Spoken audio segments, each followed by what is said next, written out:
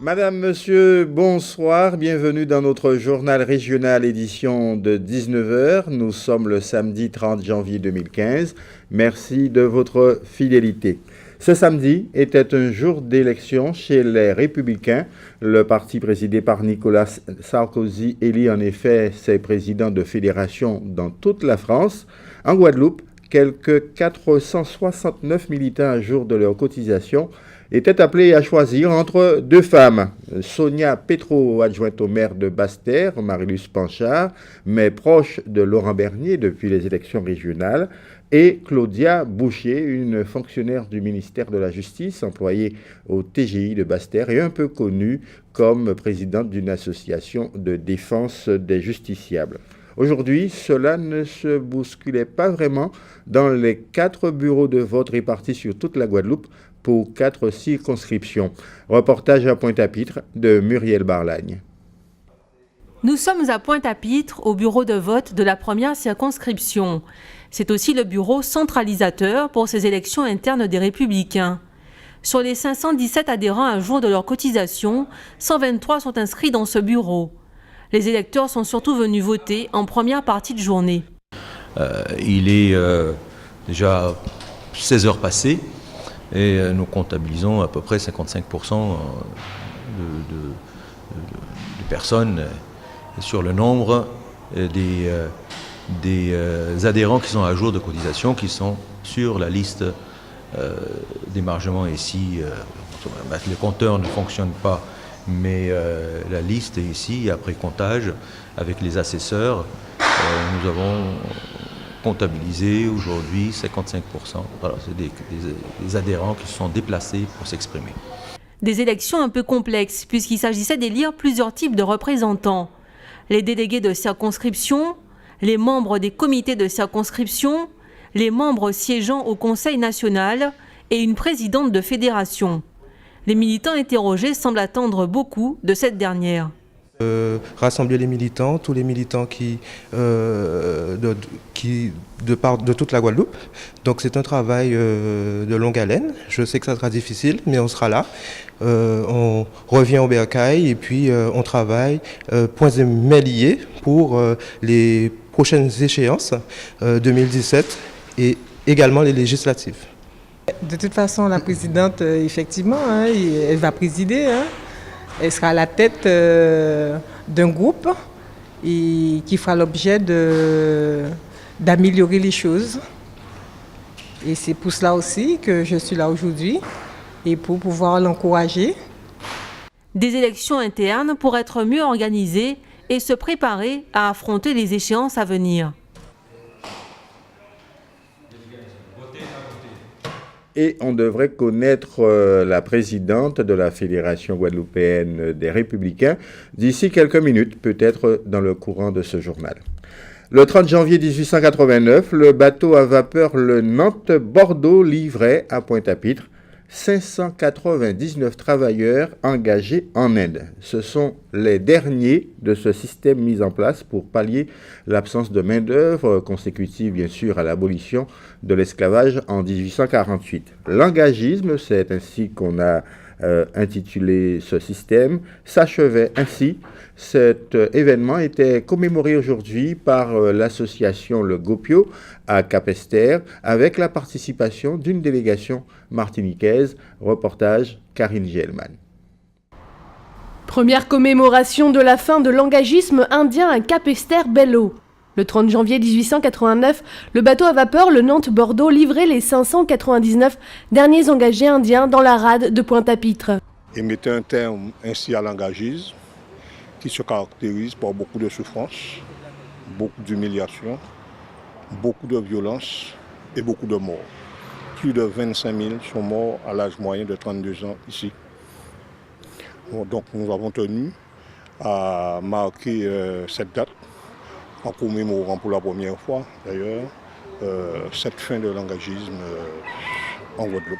Pour cette occasion, une délégation est venue de Martinique assister à la commémoration. Les Indiens de la Guadeloupe sont beaucoup plus présents, organisés que nous, mais il y a un début qui se fait depuis, on va dire, une bonne dizaine d'années chez nous, où petit à petit les choses se mettent en place. Nous avons eu l'an dernier un événement important à la Martinique. Après 162 ans de présence sur l'île, nous avons pu déposer une stèle qui commémore l'arrivée des Indiens en 1853. Un devoir de mémoire pour préserver, voire apprendre d'où ils viennent. Vous savez, ça fait pas longtemps, il y a une certaine dynamique qui s'est créée au sein de la population, de la composante indienne de la Guadeloupe. Et petit à petit, on est en train de d'abord connaître notre histoire, mieux connaître notre histoire.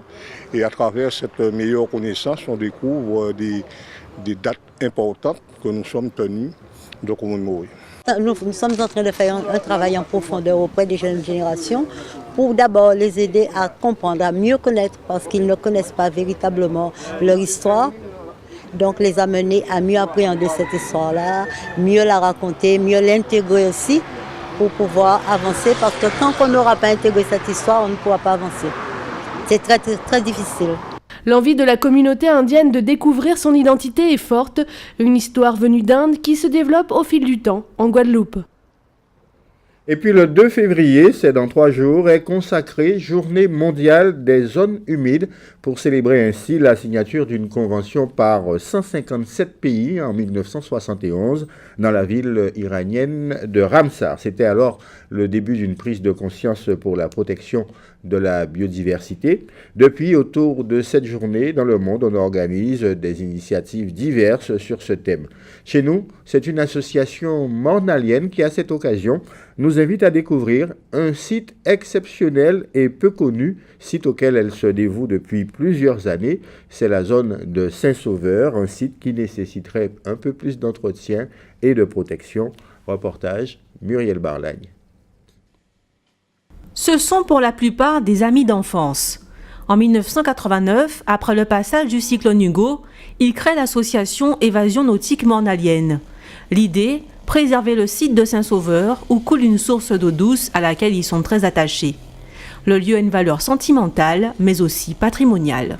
C'était un site de convivialité où les gens venaient se rassembler à Pâques, à Pentecôte. Il n'y avait pas de voiture, les gens avaient des chars à bœufs. Donc en famille, les gens venaient, ils mettaient leur char à bœufs dans la petite savane que vous avez vue à l'entrée. Et ensuite, les gens se mettaient tout autour de la source avec leur repas, ils échangeaient les blagues, etc., les jeux. Et c'était une zone de baignade dans le bassin qui était toujours entretenue et nettoyée. Aujourd'hui, cette source appartient au Conservatoire du Littoral. Elle abrite un écosystème dynamique où vit une faune et une flore très diversifiées. Oiseaux, poissons, coquillages, rongeurs, crabes et autres espèces y cohabitent. Depuis bientôt 30 ans, les membres de l'association se donnent rendez-vous tous les derniers samedis du mois pour entretenir le site. Mais ce samedi est particulier. Il s'inscrit dans le cadre de la Journée mondiale des zones humides qui sera célébrée le 2 février. Eh bien, c'est une journée qui est relative à la Convention Ramsar. Ramsar, c'est un contrat qui a été signé en Iran. Ramsar, c'est une ville de l'Iran où la Convention a été signée pour protéger les zones humides. Parce qu'on avait tendance à envahir les zones humides, à les détruire, soit pour la construction, soit pour les plantations d'arbres qui n'ont rien à y faire, de manière à ce que les oiseaux, enfin tous les êtres vivants qui vivent dans ces milieux puissent être protégés. Le travail effectué par ces passionnés est reconnu. L'association Évasion nautique mornalienne a obtenu l'aide de la Fondation Nicolas Hulot de la région Guadeloupe et de la mairie de Morne-à-l'Eau. Cette dernière l'accompagne financièrement depuis 2008 et compte renforcer son soutien. En octobre 2015, la collectivité, donc la municipalité, a reconnu le travail conduit par l'association depuis une trentaine d'années pour entretenir le bassin de Saint-Sauveur et a décidé de conventionner avec cette association pour lui donner un cadre technique, juridique, assurant de manière sécurisée l'intervention de l'association sur le site de Saint-Sauveur. Aujourd'hui, pour pouvoir accéder au site de Saint-Sauveur, il faut traverser une parcelle. Il est nécessaire d'établir une convention de passage, une servitude de passage avec le propriétaire. Donc nous avons déjà engagé avec le propriétaire les négociations, les échanges pour formaliser cette convention de passage. Cette convention qui permettra à l'association d'animer et d'entretenir le site officiellement doit s'étaler sur 3 ans. Elle sera signée durant le premier trimestre 2016. Économie maintenant avec un exemple sur les spécificités et les difficultés d'ailleurs du développement d'un secteur agro-industriel en Guadeloupe dont parlent pourtant beaucoup les hommes politiques. Cela fait maintenant 25 ans que la petite fabrique intitulée La Platine à Sainte-Anne confectionne une incroyable diversité de produits à base de manioc, des produits qu'elle écoule sur les marchés guadeloupéens et martiniquais. Le manioc, un produit purement local, me direz-vous? Eh bien non, faute de manioc en quantité suffisante ici, l'entreprise doit en importer du Brésil, d'où bien sûr un coût supplémentaire. Explication, Karine Gelman. C'est une histoire de 25 ans entre Max et le manioc. Nous pensons que c'est une plante qui est un trésor et qui n'a pas été vue. Alors donc le but est de le faire revivre maintenant dans ce siècle avec une autre manière de faire, de voir et de trouver. Donc cette plante-là, c'était là pour être la richesse du pays. Donc voilà, le secret en fait, ça doit prendre un temps pour que ça soit une pâte demi-fermentée. C'est-à-dire qu'on fait le liquide, on ne peut pas aller tout de suite faire les biscuits. Ça doit rester 24 heures un peu à l'abri, un peu légèrement fermenté. Donc là, on récupère et puis on le met ici pour refroidir un petit peu pour que ça n'aille pas trop vite. Oh, mais c'est très vite fait. Donc, dès qu'il y a quelques plateaux là, on met un sachet. Dans 1 kilo de manioc, il y a 200 grammes de fécule. Il en faut donc beaucoup et régulièrement pour obtenir un paquet de 150 grammes. Après une tentative avortée de cultiver son propre manioc, La Platine est obligée d'importer des racines du Brésil. Une déception pour Max. Il n'y a pas une politique agricole qui a été menée pour la plantation de manioc. Il y a des gens qui ont quelques pieds de manioc derrière leur maison. Et donc, c'est là donc, qui fait... moi-même, je pense que le divertissement, c'est ça qui fait notre pauvreté. Alors, un pays qui n'a pas ce qu'il mange, il doit toujours faire venir. Oh, il y a le blé, on connaît la valeur du blé en Europe. Il y a le soja, on connaît la valeur du soja en Asie. Or, il y a le manioc ici, et bien voilà, c'est un produit qui n'a pas la valeur, la place que ça devrait être. Produire local est une grande fierté pour l'équipe. C'est un produit qui est tout nouveau, que rien n'a été fait et qu'on a tout à faire. Bien sûr, ça prend du temps, pour la bonne raison que, parce que rien n'a été fait, ce n'est pas au goût du jour. Donc, mais ça nous donne un challenge. On aime ce chemin tracé pour nous.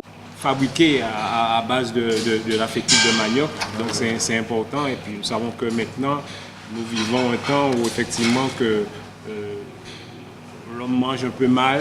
Donc c'est bien de manger un peu ce qui est bon, surtout pour notre santé, quoi. En plus des galettes de manioc, d'autres produits existent, et notamment les petits derniers, en partenariat avec une autre équipe. Alors, on prépare les manioquis et les maniopates. Voilà, c'est des nouveaux produits de La Platine. Plongez les manioc pâtes dans l'eau bouillante, faites risoler les manioquis et ajoutez une sauce maison, et voilà, bon appétit.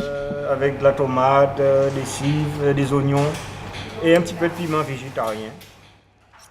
Mais voilà, on apprend qu'on peut faire bien des choses avec le manioc.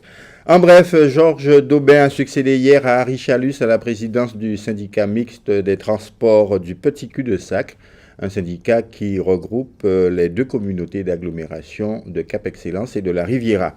Et puis Jacques Inoc, plus connu dans le monde du sport et singulièrement du judo, a lui pris la présidence du Conseil des prud'hommes à Pointe-à-Pitre au titre du Collège des employeurs, conformément bien sûr à la fameuse règle de l'alternance au sein de cette juridiction paritaire entre représentants des employeurs et des employés. La crise politique en Haïti, Michel Martelly, le président sortant, propose de demeurer tout simplement au pouvoir au-delà du terme fixé par la Constitution, soit le 7 février prochain. Une proposition qui repose bien sûr sur l'impossibilité jusqu'ici d'organiser le fameux deuxième tour de l'élection présidentielle qui devait opposer Jude Célestin et Moïse Jovenel. Cette proposition a immédiatement été rejetée par les Nations Unies par la voix de sa représentante en Haïti, Madame Sandra Honoré. Voilà qui nous emmène à l'actualité dans notre grande région de la Caraïbe avec aujourd'hui un arrêt sur Caracas, ville la plus dangereuse du monde, mais également le procès de Désy Bouterse au Suriname et puis Shell qui abandonne ses recherches de pétrole offshore en Guyane. Le Conseil citoyen pour la sécurité publique et la justice pénale est une organisation non gouvernementale mexicaine qui publie chaque année une étude sur la violence urbaine dans le monde, dans les villes de plus de 300 000 habitants. Les résultats de cette étude ont été publiés cette semaine et ont montré que Caracas est la ville la plus violente du monde, avec plus de 119 homicides volontaires pour 100 000 habitants. Ce niveau de violence serait l'une des conséquences de la cuisante défaite électorale essuyée en décembre 2015 par le parti de Nicolás Maduro. À cela s'ajouterait la grave crise économique dans laquelle est plongé le pays depuis la chute drastique du prix du pétrole. L'étude nous apprend également que parmi les 50 villes du monde les plus violentes, 41 se situent en Amérique latine, dont 21 villes pour le seul Brésil. La date a été fixée. Ce sera le 4 mars que s'ouvrira le procès du président du Suriname, Désy Bouterse, concernant les massacres du 8 décembre 1982. 23 autres suspects comparaîtront également. Ce procès jugera les présumés coupables de la mort de 15 opposants au régime militaire du président Bouterse, assassiné le 8 décembre 1982 dans le fort Zeelandia à Paramaribo. Parmi les victimes, des avocats, des journalistes et des militaires. En protestation, le gouvernement des Pays-Bas a suspendu l'aide au développement du Suriname. Jusqu'à ce jour, les circonstances dans lesquelles ces 15 personnes ont été tuées n'ont pas été élucidées. La direction de l'armée déclara qu'elles avaient été abattues alors qu'elles étaient en fuite. D'autres sources parlent de torture, de meurtre, d'exécution sommaire, ainsi que de la présence de Désy Bouterse lui-même, ce qu'il a toujours démenti. Shell a-t-il perdu espoir de trouver du pétrole au large de la Guyane ? Dans 4 mois, Shell France se retirera de la Guyane, où l'entreprise exploite depuis 3 ans une plateforme offshore d'exploration-production d'hydrocarbures. Pour rappel, Shell a mené une première campagne d'exploration au large de la Guyane suite à l'obtention du permis de recherche dit de Guyane maritime en 2011. Mais les 4 forages réalisés entre 2012 et 2013 ont été infructueux. Cette exploration devait être menée en contrepartie de retombées économiques pour la Guyane. Sur une enveloppe de 2 millions que Shell a dégagée pour la recherche marine, il reste un reliquat de 380 000 € mis à la disposition de la préfecture et de l'exécutif régional qui doit être utilisé avant mars 2016. Un projet d'électrification de carbet collectif non électrifié à 3 seaux au Oyapock était initialement prévu, mais face aux délais très courts, les fonds ont été réorientés vers l'enseignement supérieur. Hélène Sirder, première vice-présidente de la CTG, assure cependant que le projet 3 seaux sera bien financé, mais dans le cadre d'un autre fonds, la PPE, Programmation pluriannuelle de l'énergie. Shell se retire des eaux de Guyane, mais le groupe Total semble lui intéressé pour continuer l'exploration guyanaise. Retour chez nous, on en vient au football avec la 14e journée du championnat de division d'honneur. Une journée qui sera marquée par la défaite du leader, l'USR, qui a été battu 2-1 sur son terrain cet après-midi par l'Arsenal. Les autres résultats, le CA Marquisa qui a défait le Sirocco 2-0, Red Star CSM 0 but partout hier soir à Bemao. Je vous l'ai dit, donc l'USR battu par l'Arsenal qui est pourtant dans le fin fond du classement 2-1. La Gauloise et la Solidarité scolaire ont fait match nul, 1 but partout. Et puis la Juventus a défait l'Amical Club de Marie-Galante qui va plutôt mal en ce moment, 1-0. Ce soir, 2 rencontres pour parachever cette 14e journée. L'USBM qui reçoit l'AOG à Bemao, bien sûr, et le Phare du Canal qui rencontre son voisin de Mornalo, l'Étoile. Et la rencontre se déroule, bien sûr, à Petit Canal. Par les temps qui courent, les associations de toutes sortes, les écoles, doivent faire preuve de beaucoup d'imagination pour parvenir à financer leurs activités. Aujourd'hui, l'école Joseph Ignace à Anquetil aux Abîmes a organisé un événement assez singulier pour financer les activités périscolaires. Explication, Éric Pommier. Contribuer à l'épanouissement sportif de ses élèves, l'école élémentaire Joseph Ignace a régulièrement une petite idée. Les projets en effet ne manquent pas, seul le nerf de la guerre fait défaut. Association de parents d'élèves et l'UCEP travaillent ainsi de concert, objectif, mener à bien quelques opérations innovantes et originales. On a préparé un marché au vélo.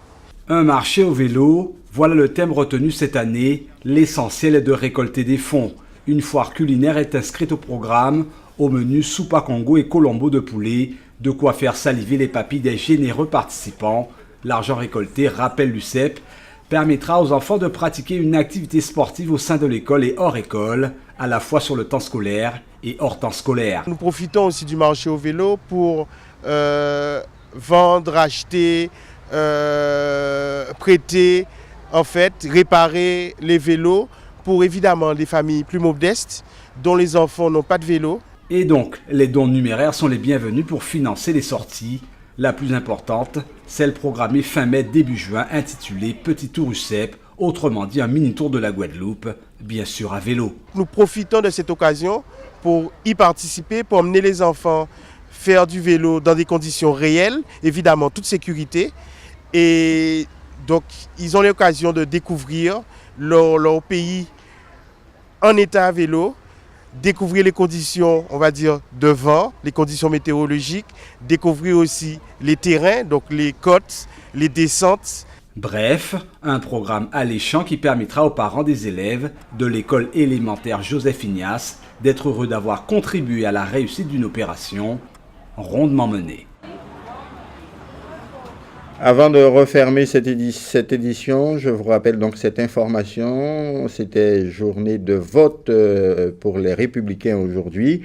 469 militants guadeloupéens sont appelés à élire leur président. Ce sera une présidente puisque ce sont deux femmes qui sont candidates. Sonia Petro, adjointe au maire de Basse-Terre, mais proche de Laurent Bernier, et Claudia Boucher, une fonctionnaire du ministère de la Justice. Comme vous le voyez, les opérations de dépouillement se déroulent en ce moment même et on y voit notamment le secrétaire départemental. Il le demeure toujours, Laurent Bernier. On devrait connaître l'heureuse élue dans le courant de la soirée, bien évidemment. Alizé reviendra sur cette information dans notre prochaine édition, 12h30 demain. Le temps qu'il fera précisément demain, du soleil sur toute la Guadeloupe, hormis quelques malheureux petits nuages, encore une fois sur la région de Déé, Pointe-Noire ou sur les Grands Fonds en Grande Terre. Les températures seront comprises entre 22 et 26 degrés. Au programme de notre chaîne ce soir, dans un instant, la rubrique Innovation concoctée par notre rédaction et par Karine Gelman, suivie du journal de TF1, notre divertissement de la soirée, The Voice. Je vous retrouve demain à 12h30 déjà pour la première édition de notre journal régional. Excellente soirée, à demain.